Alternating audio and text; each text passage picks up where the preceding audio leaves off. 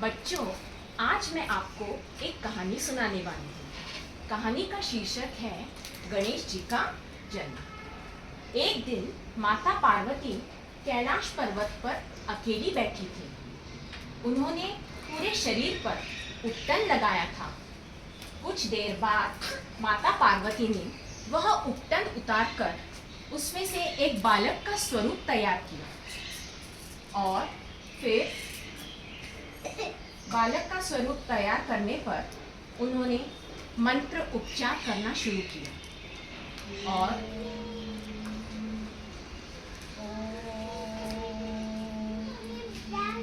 और उसमें प्राण डाल दिए। कुछ देर बाद एक बालक उठ खड़ा हुआ और माता पार्वती से कहने लगा, मैं कौन हूँ माता?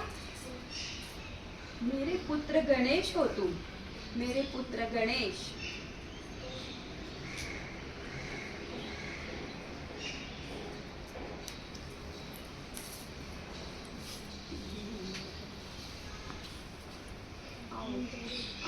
मैं स्नान करने भीतर जा रही हूँ।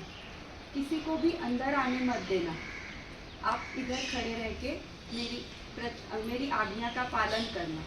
जो आज्ञा माता। कुछ समय बाद शिव जी कैलाश पर्वत पर लौटते हैं और उन्हें एक बालक दिखाई देता है। अरे तुम कौन हो? हटो बालक, यहाँ से हटो। तुम भीतर कहाँ जा रहे हो? ये मेरा घर है। तुम मेरे घर में जाने से मुझे रोक रहे हो? तुम बड़े नटखट और जिद्दी हो। हटो बालक, हटो। नहीं, ये मेरी माता की आज्ञा है। मैं गौरी पुत्र गणेश हूँ। कौन गणेश? मुझे नहीं पता ये कौन है।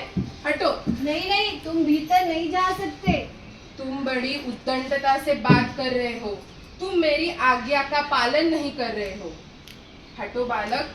नहीं तो इस प्रकार शिव जी बहुत क्रोधित हो जाते हैं और गणेश जी और शिव जी एक दूसरे से युद्ध करने लगते हैं। और बड़े उद्दंड हो बालक, तुम मेरी आज्ञा का पालन नहीं करते। रुको, मैं तुम्हें अब दिखाता हूँ। नहीं, ये मेरी माता की आज्ञा है। हटो। मैं भीतर नहीं जाने दूंगा। बालक, तुम मुझे क्रोधित कर रहे हो।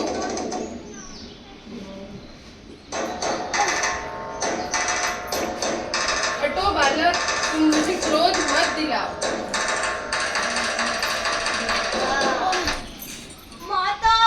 और इस प्रकार शिव जी अपने त्रिशूल से गणपति का सिर काट देते हैं। मेरे पुत्र गणेश को क्या हुआ महादेव? कौन है ये? ये हमारा पुत्र गणेश है। क्या हुआ इसे महादेव?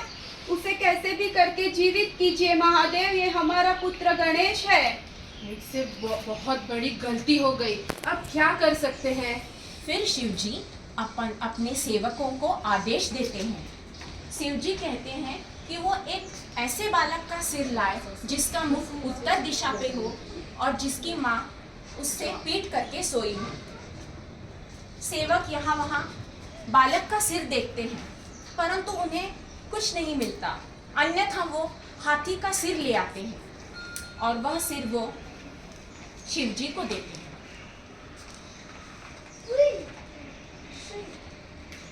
शिव जी हाथी का सर गणेश जी की धड़ से जोड़ देते हैं।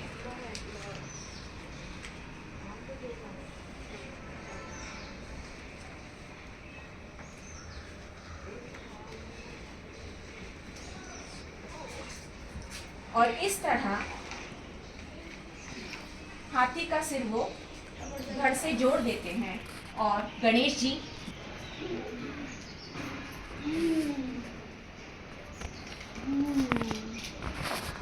और इस प्रकार गणेश जी को यह वरदान मिलता है कि अगर कोई शुभ कार्य करे तो पहले उनकी पूजा करना आवश्यक है।